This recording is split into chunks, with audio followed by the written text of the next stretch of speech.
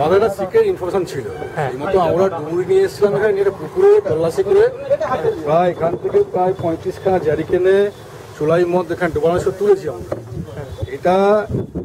এইটা বিক্রি হতো বাজারে, তাতে সরকারের রেভিনিউ তো নষ্ট হতোই।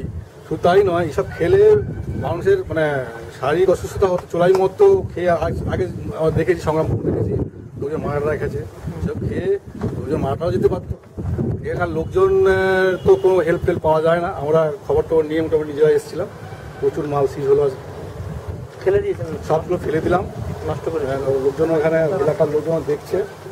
আশা করি এরাও আমাদের পরবর্তীকালে আমাদের সাহায্য পাবে ওদের কাছ থেকে। কত লিটার আজকে মানে তো প্রায় 2000 লিটারের কাছাকাছি হবে চোলাই মদ নষ্ট করেছে আজকে।